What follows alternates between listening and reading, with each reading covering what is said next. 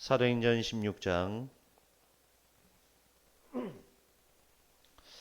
6절에서 10절까지의 말씀을 저와 여러분이 한 절씩 교독합니다. 성령이 아시아에서 말씀을 전하지 못하게 하시거늘 그들이 부르기아와 갈라디아 땅으로 다녀가 무시아 앞에 이르러 비두기아로 가고자 했으되 예수의 영이 허락하지 아니하시는지라.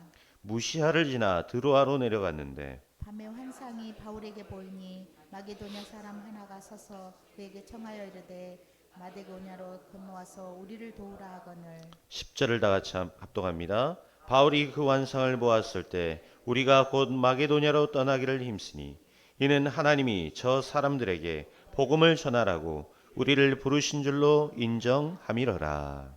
아멘. 우리 한번 좌우뒤 분과 인사합니다. 복음으로 행복합시다. 인사하겠습니다. 한 주간 동안 여러분 복음이 우리 인생의 최고의 행복이 되고 또 이 복음이 우리의 힘이 되어지는 놀라운 축복의 한 주간이 될 줄 믿습니다. 오늘 나의 인생 전환점입니다. 여러분 오늘 말씀이 모든 것의 전환점 되시기 바랍니다. 오늘 말씀 듣다가 여러분의 인생의 전환점을 만나는 최고의 시간표 되시길 바랍니다. 우리가 구원받은 것은 하나님의 전적인 은혜입니다. 이 은혜가 우리에게 오는 것을 막을 수가 없어요. 또 이 은혜는 누구도 빼앗아갈 수 없는 축복이요 은혜입니다. 이것은 누구도 가져갈 수 있는 것이 아니죠. 막을 수 있는 것이 아닙니다. 구원받은 것은 전적인 하나님의 은혜입니다. 여러분이 뭘 잘해서 받은 게 아니란 말이에요. 그런데 응답은 다릅니다. 응답은 우리에게 은혜로 받는 게 아닙니다. 응답은 우리의 선택에 따라 오는 것입니다. 그래서 여러분들이 무엇을 선택하느냐에 따라서 응답은 다르게 찾아옵니다. 아담과 하와가 은혜를 받은 사람들이지만 구원을 받았고 은혜를 받았지만 어땠지요? 선택을 잘못한 겁니다. 하나님의 언약이 아닌 사탄의 속임수를 선택한 거예요. 결국 받을 필요가 없고 받아서는 안 되는 재앙이라는 응답을 받게 됩니다. 아브라함이 큰 은혜를 받았습니다만 가보니까 현실적으로 문제가 더 커 보인단 말이에요. 하나님이 주신 이 말씀과 은혜보다 이게 더 커 보일 때가 있습니다. 여러분 우리도 신앙생활 하다 보면 문제가 하나님보다 더 커 보일 때가 많이 있잖아요. 이 아브라함이 가보니까 분명히 젖과 꿀이 흐르는 땅인 줄 알고 갔는데 젖과 꿀이 흐르는 땅이 아니란 말이에요. 그곳에 기근이 온 겁니다. 이러니까 아브라함이 무엇을 선택하죠? 약속의 땅이 아닌 애굽을 선택한 겁니다. 하나님의 언약과 약속이 아닌 현실을 선택한 거예요. 우리도 이럴 때 많습니다. 아브라함을 비판할 수가 없어요. 우리도 언약보다는 때로는 현실적인 선택을 할 때가 우리는 얼마나 많이 있습니까? 그런데 이 아브라함이 그 선택으로 인해서 어떻죠? 얼마나 많은 고난을 당합니까? 당할 필요가 없는 수치를 당해요. 적어도 우리는 마누라는 안 팔지 않습니까? 근데 이 아브라함은요. 거기서 자기 마누라 팔아버립니다. 그래서 큰일 날 뻔하지 않습니까? 그 위기의 순간에도 하나님은 아브라함을 놓지 않고 구원하셨어요. 여러분, 응답은 우리의 선택입니다. 우리는 순간순간 크고 작은 선택들을 하면서 살아가야 됩니다. 그런데 이 선택을 하게 되는 기준이 있단 말이에요. 여러분 그 기준이 뭡니까? 바로 나의 관심입니다. 우리는 나의 관심이 있는 것을 선택하게 돼 있어요. 요즘 여러분 핸드폰 유튜브 막 검색하다 보면 어떻죠? 어떤 목사님이 저한테 참 목사 요즘 이상한 게 자꾸 뜬다는 거예요. 그 저한테 보여주더라고. 이게 자꾸 뭐 이상한 게 떠요. 그래서 제가 딱 한마디 했습니다. 네가 이거를 자주 선택했겠죠. 요즘은요. 내 관심사, 내가 주로 많이 찾는 것들이 알고리즘에 떠서 자연스럽게 추천을 해줍니다. 그러니까 그 이상한 게 여러분 속에 뜨고 있다면 내가 평상시에 이상한 데 관심을 많이 갖고 산 거예요. 그 증거, 그게 유튜브 검색창에 이제 뜨는 겁니다. 지금 나의 관심이 어디 있느냐? 여러분 이게 중요한 겁니다. 이 관심에 따라서 나의 중요한 선택을 결정하게 만드는 것이랍니다. 여러분, 내 관심이 어디 있죠? 그것 따라 선택하게 되어 있습니다. 내가 영적인 거에 관심이 있을수록 어떻죠? 우리는 더 영적인 걸 선택하게 되어 있어요. 그런데 내가 영적인 것보다 육신적인 거에 관심이 많다. 그러면 자연스럽게 우리의 선택은 육신적인 거에 선택을 할 수밖에 없게 되는 거예요. 성경에 그런 인물들이 많이 나오죠. 요셉은 형들과 관심이 달랐습니다. 형들의 관심은 뭐였습니까? 늘 의식주였어요. 좋은 거 먹고 고기 먹고 비단 옷 입고. 그런데 자기네들은 그렇게 안 해주고 요셉에게만 아버지가 해준단 말이에요. 그러니 얼마나 미웠겠습니까? 내 관심사는 의식주인데 그 의식주를 요셉이 다 누리고 있구나. 죽여야 되겠다. 이래 된 겁니다. 그래가지고 처음에 죽이려고 요셉을 구덩이에 빠뜨리지 않습니까? 이게 형들의 관심이었다니까요. 그게 의식주에 관심이 있었던 형들의 선택이었습니다. 요셉은 관심이 달랐죠. 요셉의 관심은 뭐였습니까? 의식주가 아닙니다. 생명을 살리러 가는 것이다. 생명을 구원하는 것이다. 이게 요셉의 관심이었습니다. 그러니까 이 요셉의 선택은 형들과는 달랐습니다. 형들이 노예로 팔았지 않습니까? 그러면 복수해야 될 거 아니에요. 그런데 형들과 가족들을 살려버린 것입니다. 이게 요셉이었습니다. 감옥에 누명을 쓰고 갔습니다. 우리 같으면 총리 된 다음에 어떻게 하겠죠? 나를 그 감옥에 가두게 만들었던 그 보디발의 아내, 성경엔 이름도 없어요. 보디발의 아내, 요 년을 가만 안 두겠다. 요만 먹어야 될 거 아닙니까? 그게 인간적으로 정상적인 생각이잖아요. 그런데 요셉은 안 그런 거예요. 성경 어디에도 요셉은 복수하지 않았습니다. 요셉의 관심은 그게 아니기 때문에 그래요. 요셉의 관심은 살리는 거예요. 살리는 거. 여러분, 살리는 자 되시기 바랍니다. 그게 요셉의 관심이었고 그랬기 때문에 요셉은 살리는 선택을 한 것입니다. 다윗은 사울 왕과 관심이 달랐어요. 사울 왕의 관심은 늘 뭐였습니까? 내 이 왕의 자리에 있는 것. 내 이 왕의 자리를 내 자식에게까지 물려주는 것. 이게 관심이었단 말이에요. 그런데 웬 갑자기 다윗이라는 한 사람이 튀어나와가지고 이 왕자를 지금 위협하는 겁니다. 그러니까 이 자리를 뺏기지 않으려고 얼마나 그 왕좌에 집착을 합니까? 여러분, 복음 아닌 다른 거에 여러분이 집착하게 되죠? 그러면 거기에 악신이 들리는 거예요. 뭐가 덮여버리는 겁니다. 그러면 안 보여버려요. 저 사람이 예전에는 안 그러는데 왜 갑자기 저래? 이런 사람들이 있습니다. 뭐죠? 뭔가에 집착을 해버리면 그래 되는 거예요. 특히 어떤 내 자리, 내가 뺏길 것 같은 어떤 물질, 이런 거에 육신적인 거에 집착을 해버리면 사탄은 복음 아닌 다른 거는 얼마든지 넘어뜨릴 수 있다는 걸 아셔야 돼요. 그러기 때문에 악신이 들려버립니다. 그게 사울왕이었어요. 그런데 다윗은 거기에 관심이 없었단 말이에요. 그러니 선택이 달랐던 것입니다. 모두가 두려워하고 있을 때 다윗은 어떻죠? 돌멩이 5개 들고 골리앗 앞에 갔습니다. 그리고는 민족을 구하는 영웅이 된 거예요. 사울 왕은 이 다윗을 죽이기 위해서 창을 2번이나 던졌습니다. 자기 사위 아닙니까? 사위임에도 불구하고 죽이려고 창을 2번을 던졌어요. 자, 그 말은 무슨 말이죠? 이 다윗이 얼마든지 죽일 수 있는 명분도 많았다는 거예요. 다윗이 맘만 먹으면 이 사울 왕을 죽일 수 있는 기회도 많이 있었습니다. 그런데 이 다윗은 죽이는 선택을 하지 않았어요. 살린 것입니다. 죽일 수 있는 기회가 얼마든지 있었다라는 것을 성경은 얘기해 주고 있습니다. 그런데 죽이지 않고 살린 겁니다.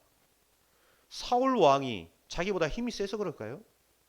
사울 왕이 이뻐서 그랬겠습니까? 장인어른을 너무 사랑해서 그랬겠어요? 그게 아니죠. 하나님이 원하시지 않는 것이다라는 걸 알았어요. 하나님이 세워서 이 기름 부어 세운 이 왕 아니냐. 하나님의 기름 부음 받은 자를 우리가 함부로 죽여서는 안 된다. 이게 다윗의 중심이었습니다. 다윗은 늘 영적인 선택을 한 거예요. 여러분, 영적인 선택하시기 바랍니다. 살리는 선택하시기 바랍니다. 여러분 늘 살리셔야 돼요. 죽이려고 하면 안 됩니다. 아시겠죠? 아무리 악한 자라도 여러분이 살리는 선택을 하세요. 그러면 영적인 모든 축복을 하나님은 여러분에게 쏟아붓습니다. 반대로 어떻게 되겠죠?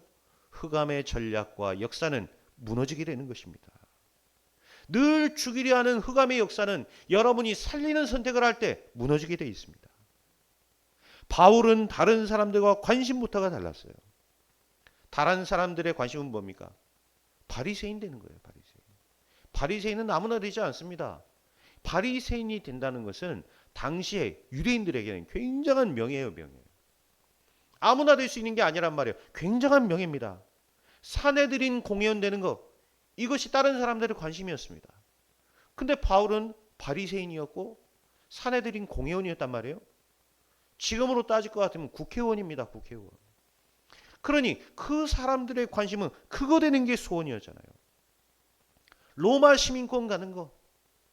평생을 돈을 모아서 이 로마 시민권을 갖기 위해 사는 사람들도 있었단 말이에요.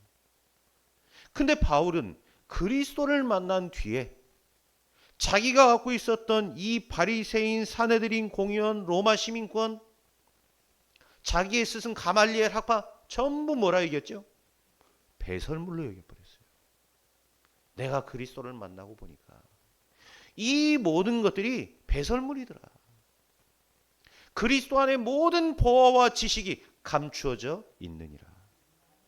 그리스도 안에 모든 거 있다라는 사실을 이 바울은 발견하게 된 것입니다. 바울은 복음 없는 현장에 복음을 전하는 것, 여기에만 관심을 가졌습니다. 그게 바울의 관심이었어요.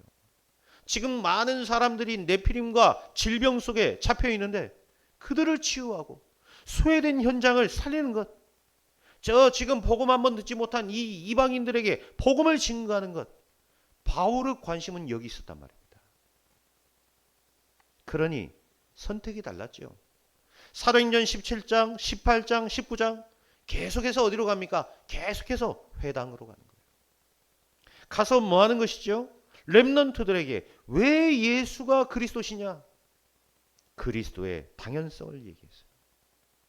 그리스도로만 이루어지는 하나님의 나라, 그리스도의 절대성을 얘기했어요. 그리스도가 아니면 안 되는 이유, 그리스도의 필연성을 얘기한 것입니다. 이게 바울의 관심이었고 이것이 바울의 선택이었습니다. 대부분 육신적인 것들로 막 애가 타잖아요.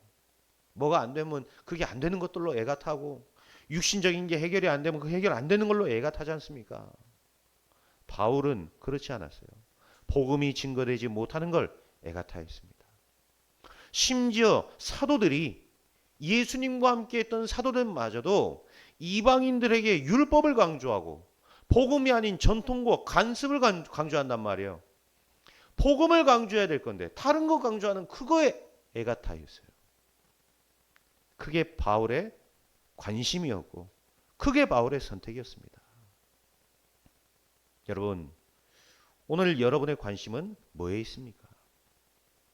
하나님은 지금 우리가 성령 충만의 증인 되기를 원하시는데 나의 관심은 지금 뭐냔 말입니다. 하나님은 지금 우리가 성령 인도 받기를 원하시는데 우리의 선택은 과연 뭐냐 이 말입니다. 여러분, 성령 충만 받기 바랍니다. 성령의 인도 받기를 바랍니다. 그러면 여러분의 관심과 여러분의 선택은 어디 있어야 되겠습니까? 문제 앞에서 여러분 선택하시기 바랍니다. 뭡니까? 첫 번째로 붙잡고 선택할 것이 뭡니까?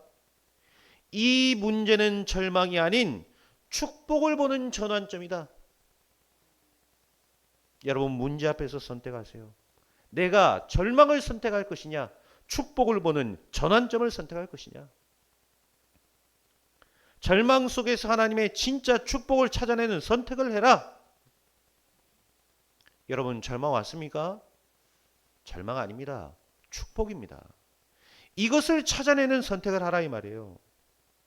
절망이란 뭐죠? 내가 아무것도 할 수 없는 거예요. 내가 아무것도.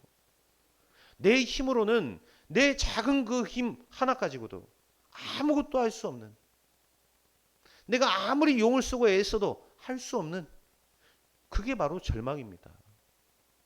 인생의 절망에 여러분 빠져보셨어요? 제가 뭐 이 나이에 절망에 빠져봤다 이런 그러겠지만, 뭐 저를 아시는 분들은 아시지 않습니까? 절망에 제가 한번 빠져보니까요, 내가 할 수 있는 것이 아무것도 없어요. 이래서 절망이구나. 이래서 내가 할 수 있는 게 아무것도 없구나. 내가 진짜 아무것도 할 수 있는 게 없어요. 내가 절망에 빠져보니까 아무것도 할 수 있는 게 없고 부르짖을 수 있는 것은 오직 하나님밖에 찾을 수 없더라고요. 그때서야 우리가 진정으로 하나님을 찾게 된다는 걸 내가 알게 됐습니다. 여러분, 그런데 우리가 꼭 절망에 빠져 하나님을 찾습니까? 절망에 빠지기 전에, 우리가 문제 오기 전에, 그 속에서도 날마다 복음 앞에 서는 그런 축복의 전환점, 오늘부터 시작하세요. 내가 꼭 절망 만나야 됩니까? 그렇지 않습니다. 모든 문제, 여러분 작은 사건부터 큰 문제까지 우리는 그 모든 것들을 축복으로 바꾸는 전환점으로 바라보는 것입니다. 절망 속에서 하나님의 진짜 축복을 찾아낸 축복이기를 그리스도 이름으로 축원드립니다. 요셉은 할 수 있는 것이 아무도 없었습니다. 아무것도 없었어요. 아니, 남도 아닌 형들이 자기를 노예로 팔았지 않습니까? 남이 인신매매하고 팔았다면 이해하지만 이건 이해할 수 없는 일이잖아요. 얼마나 시기하고 질투를 했는지 노예로 팔아버린 거예요. 절망이죠. 형편이 좀 나아질 만했습니다. 그런데 또 누명을 쓰고 감옥에 가버린 겁니다. 이제는 완전 절망. 여기서 무엇을 선택한 것이죠? 우리 같으면 막 절망하고 마음속에 막 독을 품고 일을 갈 건데, 요셉은 무엇을 선택했습니까? 어려운 선택을 한 것이 아닙니다. 어려운 선택을 할 수도 없고요. 요셉은 하나님과 동행하는 깊은 기도 속으로 들어간 겁니다. 어떤 응답이 요셉에게 왔는지 아시죠? 하나님을 믿지 않는 불신자들 눈에까지도 여호와께서 그를 범사에 형통하게 하시는구나, 이거를 봐버렸어요. 총리가 된 후에도 달랐습니다. 총리가 됐으면 왕 다음인데 모든 거 행할 수 있지 않습니까? 복수할 수 있잖아요. 복수하지 않았어요. 자기가 막 타락할 수도 있지 않습니까? 이 요셉은 노예로 있으면서, 감옥에 있으면서 이미 그릇이 준비된 사람이에요. 완전히 애굽을 살렸을 뿐만 아니라 어땠습니까? 그 이방 나라까지 살리는 놀라운 응답을 받게 된 사람이 바로 요셉이었습니다. 다윗은 완전히 절망에 빠졌습니다. 장인어른이 죽이려고 했어요. 장인어른이. 가족이. 그러니 얼마나 이게 깊은 절망이겠습니까? 그런데 다윗은 뭐라고 고백하죠? 여호와가 나의 목자시기 때문에 내가 부족함이 없다 그랬어요. 이게 도망 다닐 때 쓴 글입니다. 얼마나 헐벗고 굶주리고 먹을 게 없었든지 성전에 들어가고 지성소에 있는 그 빵을 훔쳐 먹었잖아요. 먹을 게 없어요. 전부 다 자기를 떠났습니다. 얼마나 외롭겠습니까? 그런데 뭐라고 고백하죠? 여호와께서 나와 함께 하시기 때문에 내가 두려워하지 않는다 그랬어요. 내가 사망의 음침한 골짜기를 다닐지라도 내가 해를 두려워하지 않는다. 이유, 여호와께서 나와 함께 하시기 때문이라. 주의 지팡이와 막대기가 나를 안위하시나이다. 아무도 지켜줄 수 없는 상황에서, 너무나 부족한 상황에서 이 다윗은 여호와 하나님과 동행하는 깊은 기도의 비밀을 가진 자였다 이 말이에요. 그럼 여러분 무엇을 선택해야 되겠습니까? 성경의 많은 인물들 보세요. 다니엘 같은 사람은 어땠습니까? 절망을 아예 보는 눈이 달랐습니다. 이런 건 절망이 아니다. 이 문제 때문에 우리가 지금 절망해야 돼. 뭔 절망이냐? 우리가 생을 걸고 기도해야지. 이게 다니엘이었습니다. 이런 건 절망이 아니야. 우리가 이 문제 왔을 때 기도해야 되는 것이야. 생을 걸고 기도한 거예요. 그러다가 사자밥이 됐잖아요. 사자 굴에 던져졌는데 얼마나 그는 말로 할 수 없는 절망 아닙니까? 그런데 어땠죠? 이 사자고로에 던지는 사건이 완전 절망인 줄 알았는데 그렇지 않습니다. 페르시아가 복음화되는 놀라운 전환점이 된 것입니다. 이게 단순히 성경의 이야기로만 끝날 것 같으면 목사님 그냥 또 이야기하시는구나. 그냥 입에 좋은 기분 좋은 말 들으라고 하시는 거 힘주려고 하는구나.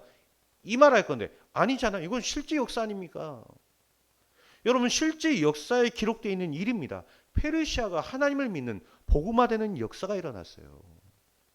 누구 때문이죠? 깊은 기도 속에 있었던 그 다니엘이라는 한 사람을 통해. 여러분 문제는 뭡니까? 문제는 하나님과 동행할 수 있는 최고의 시간표입니다. 절호의 시간표가 온 거예요. 내가 예수 믿는데 이 문제가 왜 왔냐? 아닙니다. 하나님과 동행하는 절호의 시간표가 나에게 왔구나. 여러분 그 문제를 붙잡고 기도 속으로 들어가시기 바랍니다. 문제를 축복을 발견하는 전환점으로 바꾸라. 오늘 여러분 모든 것들을 전환점으로 바꾸세요. 모든 문제가 축복이 될 줄 믿습니다. 두 번째로 붙잡을 건 뭡니까? 문제가 옵니까? 문제가 아닙니다. 보좌의 능력을 체험할 전환점이다. 드디어 이 보좌의 능력을 체험할 기회가 나에게 왔다. 맞습니까? 제가 아무리 이렇게 얘기해도 문제 만나면 당장에 다른 방법 쓸 겁니다. 인간적인 방법 쓸 거고 늘 불신자처럼 살 때 그 생각 또 갖게 될 거고 여러분 이럴 겁니다. 그때마다 여러분 기억하세요. 문제 아니다. 드디어 하나님이 나에게 이 보호자의 능력을 체험할 전환점을 주신 것이다. 늘 불신자처럼 생각하고 세상 방법만 선택하고 우리 그래 살지 않습니까? 그런데 어떻게 성령의 역사를 체험하겠어요? 실제로는 안 믿는 겁니다. 그러니까 아멘도 잘 안 하죠. 실제로는 우리가 안 믿는다니까요. 예전에는 아멘도 잘 하시더만 요즘 영 아멘 소리가 작아졌어요. 우리 성도들이요. 이때 아멘 하지 마시고 나중에 아멘 하세요. 지금까지의 여러분의 믿음은 중요하지 않습니다. 나는 오늘부터 복음을 선택하는 것이다. 나는 오늘부터 모든 사람을 살리는 절대 망대로 서는 것이다. 그리스도와 세계복음화가 나의 관심이고 선택이 되는 거예요. 이때 하나님은 여러분의 현장에서 보좌의 능력을 체험하게 하실 것입니다. 그런 증거를 주실 것입니다. 땅끝까지 이르러 내 증인이 되리라 그랬어요. 무슨 말입니까? 증거를 주시겠다라는 거예요. 능력을 주시겠다라는 것입니다. 오직 성령이 너희에게 임하시면 뭘 받지요? 권능을 받고. 여러분이 열심히 뭔가를 잘해서 받는 게 아닙니다. 오직 성령이 너희에게 임하시면. 여러분 성령 충만하시기 바랍니다. 성령 충만은 우리 안에 그리스도로 충만한 거예요. 그리스도는 모든 문제 해결자입니다. 어떤 것도 우리에게 문제가 되지 않아요. 그게 성령 충만입니다. 그리스도 충만, 여러분 내 안에 성령 충만은 뭐죠? 또 말씀으로 충만한 거예요. 모든 것을 말씀으로 재해석하고 말씀의 능력으로 우리가 모든 것을 이루며 말씀 성취를 체험하는 것. 그게 성령 충만입니다. 우리가 그 성령으로 충만할 때 어떤 것도 우리에게 문제가 되지 않습니다. 하나님은 보좌의 능력으로 여러분에게 체험하게 하실 것입니다. 문제 왔습니까? 아닙니다. 드디어 보좌의 능력을 체험하는 전환점이 온 것입니다. 우리가 한 번이라도 이 체험을 해봐야 될 거 아닙니까? 한 번이라도요. 두 번 할 필요 없습니다. 한 번만 하셔도 돼요. 하나님이 나의 능력이 되시는구나. 이거 한 번만 여러분이 체험해버리면요. 그때부터는 문제를 보는 눈이 달라지게 되어 있습니다. 이게 문제냐? 문제되지 않아요. 예전에는 제가 너무 이른 나이에 너무 많은 문제를 만난 거예요. 제가 10대 때 어지간한 사람들이 만날 문제들은 제가 다 만나게 됐어요. 그러니까 이미 저는 뭐 문제를 보는 눈이 달랐죠. 사람들은 저보고 어른스럽다 그러는데 그 어른스러운 게 절대 좋은 게 아닙니다. 애들은 애들다워야 돼요. 애들은 애들다웠고요.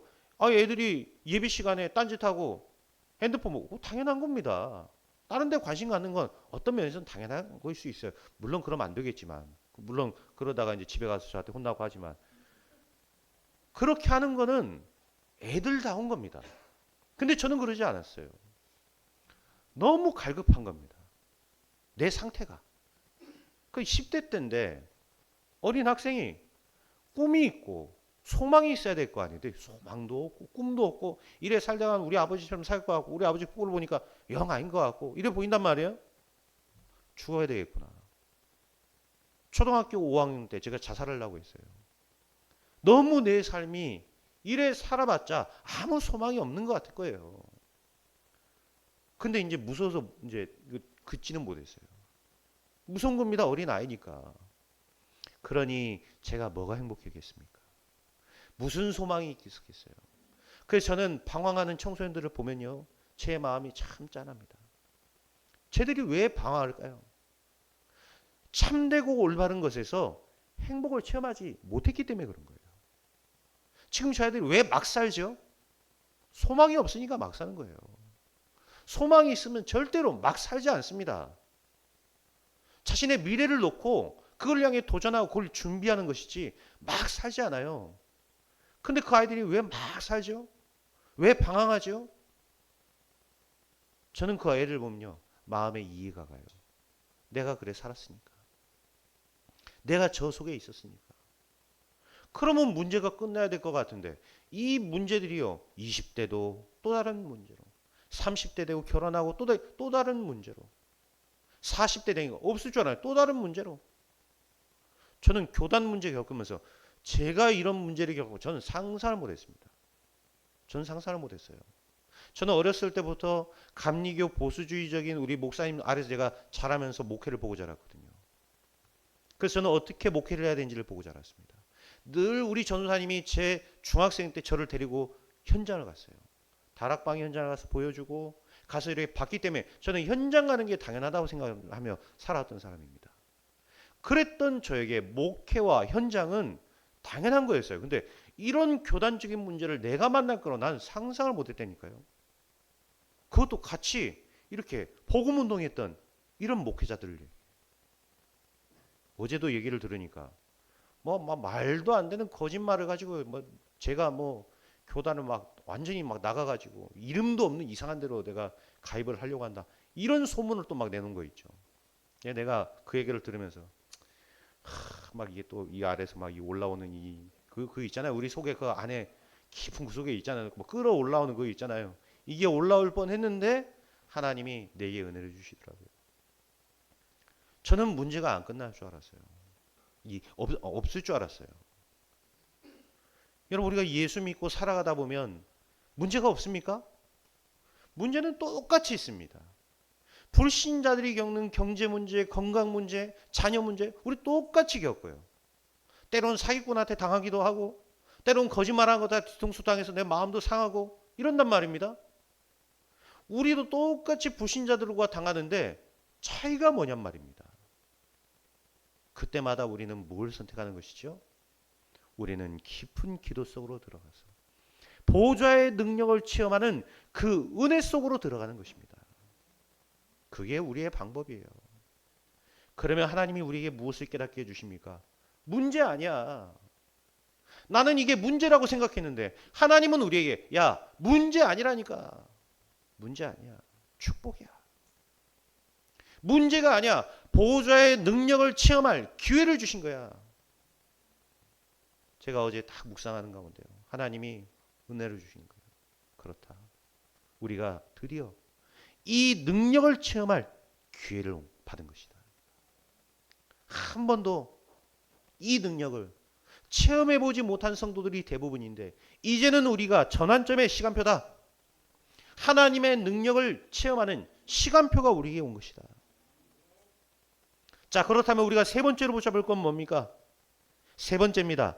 아시아에서 복음을 전하는데 문이 막힌 겁니다. 여러분 9절에 보니까 뭐라 나오죠? 밤의 환상이 바울에게 보이니 마게도냐 사람 하나가 서서 그에게 청하여 이르되 마게도냐로 건너와서 우리를 도우라 하거늘. 전도의 문이 막힌 게 아니죠. 더 큰 미래를 향해 도전하라는 전환점에 시간표가 찾아온 것입니다. 문제입니까? 더 큰 전환점에 미래를 향해 도전하라는 시간표. 이게 우리가 받을 응답입니다. 지금 우리 교회가 이 시간표 속에 있잖아요. 처음엔 제가 기분 나쁘더라고요. 제가 기분도 나쁘고요. 제가 사실은 굉장히 착한 사람입니다. 이름도 선웅이 아닙니까? 착할 선 수코둥. 제 이름 뜻이 착한 남자예요. 저 굉장히 착한 사람입니다. 근데요, 제가 막 누구 막 미워하고 싫어하고 이런 사람이 아니거든요. 근데 막 사람이 밉고 싫고 내가 이러더라고요. 사실 뭐 여러분 앞에 이거 하나님이 하시는 거라 내가 말은 했지만 내 속으로는요 싫더라고요. 내가 저 새끼 저 만나면 내가 인사도 안 할 거다. 이런 마음이었어요. 솔직히. 제가 목요일 날 교회에서 자면서 말씀을 몇 시간 동안 다 묵상했어요. 묵상하고 또 주일 말씀을 제가 정리하고 또 준비하고 제가 말씀을 또 읽고 그러는데 제 속에 하나님이 아니다. 그런 거 아니다. 이거 사람이 하는 거 아니다. 이거는 내가 하는 거다. 하나님이 하시는 거구나. 내게 깨달음이 온 거였죠. 하나님이 지금 우리를 저 혼함에서 끄집어내서 이제 우리는 여러분 전국구입니다. 전국구. 그렇죠? 지역에 속하지 않았어요. 그래서 우리는 중앙로에 뭔 말입니까? 우리는 핵심이에요. 핵심. 핵심적인 일을 하나님이 시키시려고 지금 우리에게 이런 놀라운 미래를 향해 도전하는 전환점을 주신 것이다. 제게 이게 진짜 믿음으로 찾아오는 거 있죠. 이번 주 제가 말씀 준비하면서 이거는 사람이 하는 게 아니라 하나님이 하시는 거구나. 이러니까요. 내가 막 그 미웠던 마음들이 싹 사라져요. 싫어했던 마음들이 사라져요. 내가 염려했던 부분들이 다 사라져요. 하나님이 하시는 거구나. 하나님이 그렇다면 하시겠구나. 그리고 우리가 뭐 해야 되기 때문이죠? 오늘 10절에 보니까 마게도냐로 떠나기를 힘쓰니. 뒤돌아보지 않았습니다. 다른 거에 집중하지 않았어요. 교권에 집중한 것이 아닙니다. 인간관계에 집중한 것이 아니에요. 하나님이 우리에게 이런 문제를 주신 것은 뭡니까? 교권에 매이지 마라. 인간관계 그런 거에 매이지 마라 이 말이에요. 전도와 선교에만 힘쓰는 교회가 되라. 저는 언약으로 붙잡았습니다. 그렇구나.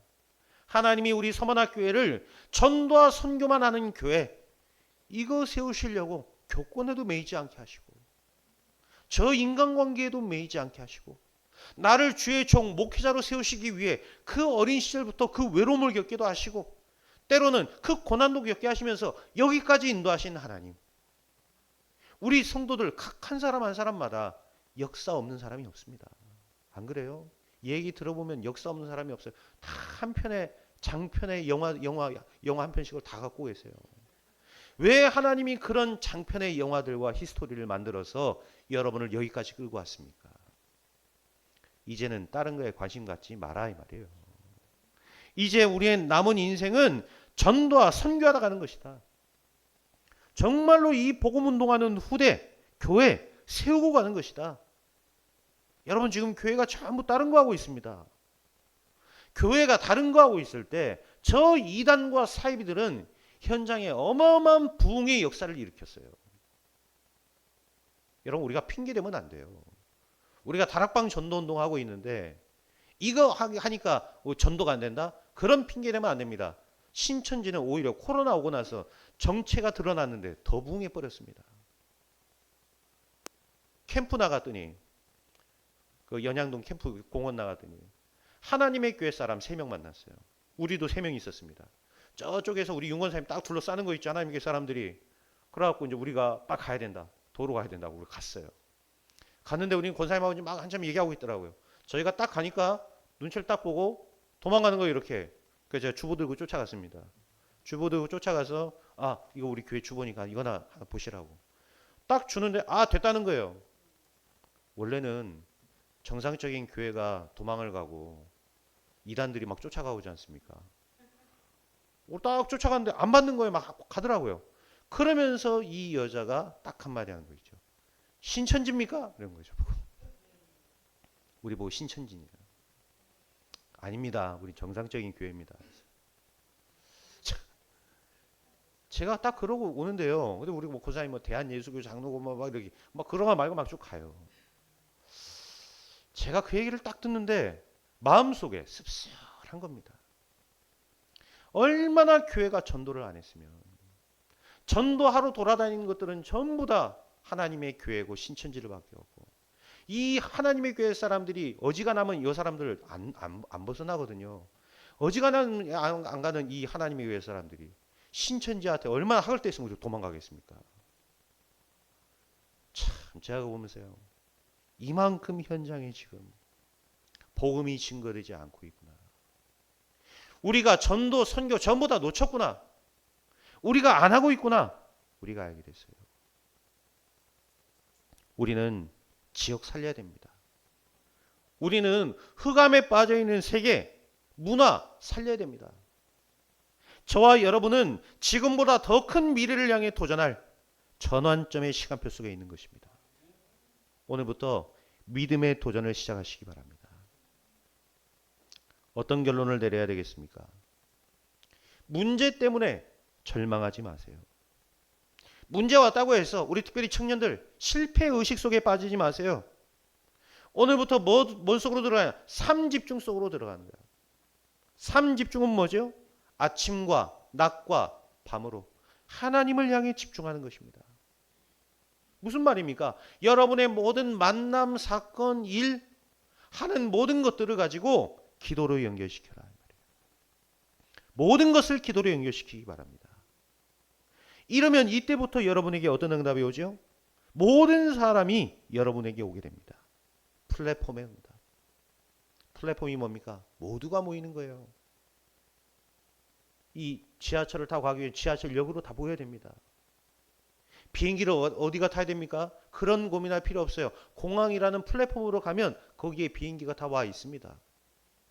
복음을 어디서 들어야 됩니까? 이 서문학교에 오면 복음 듣게 되는 거예요. 복음을 전하기 위해서 하나님이 이 복음을 누군가에게 들려줘야 되겠는데 누구에게 보내야 되겠습니까? 복음 가진 여러분에게. 하나님은 이 복음 누리고 있는 여러분을 이 영적인 플랫폼으로 쓰실 것입니다. 어떻게 모두를 살릴 수 있습니까? 하나님은 여러분을 파수망대로 쓰실 것입니다. 빛을 비추지 않으면 배가 오다가 난파됩니다. 그래서 그 바닷가에 파수망대를 세우는 겁니다. 그게 등대입니다. 성을 지키는 파수망대가 없으면 성에 적군이 쳐들어오면 막지를 못하는 거예요. 모두를 살리는 파수망대로, 모든 후대를 살리는 파수망대로 하나님은 여러분을 사용하실 것입니다. 보좌와 통하는 안테나, 깊은 기도로 하나님과 통하는 영적인 안테나의 축복, 이 응답을 하나님은 여러분에게 주실 것입니다. 이때부터 어떻죠? 모든 문제는 발판이 됩니다. 이 문제 때문에 내가 망할 줄 알았는데 아니지요. 이 문제를 딛고 오히려 치고 올라가는 것입니다. 이게 바로 발판입니다. 모든 갈등은 복음을 전하기 위한 갱신과 전환점입니다. 갈등이 옵니까? 내가 바뀌면 돼요. 저거는 왜 저러지? 아닙니다. 내가 갱신하면 됩니다. 아, 내가 아직 초월하지 못했구나. 내가 아직 수용을 못하고 있구나. 하나님이 이 세계복음화를 위해 나를 지금 수용하는, 초월하는 세계복음화의 전도자로 여러분 쓰시겠다는 것입니다.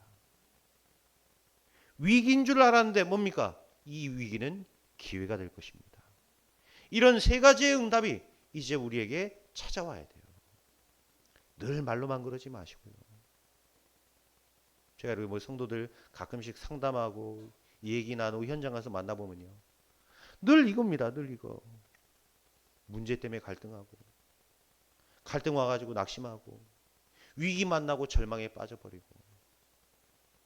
말씀 절대 못 붙잡아요. 말씀과는 전혀 다른 삶을 살고 있는 것입니다. 여러분, 그래서 문제 만났다고 기도하지 마시고 기도하시다가 문제 만나시기 바랍니다. 내가 기도 속에 있다 보니까 이 문제 만난 거예요. 그럼 어떻죠? 그 문제로 보이지 않습니다. 기차가 막 달리는데 개가 막 짖는다고 기차가 멈춥니까? 안 멈춰요. 기차는 그 자기의 가야 될 길을 향해서 계속 갑니다. 문제는 짖고 있는 개와 똑같은 거예요.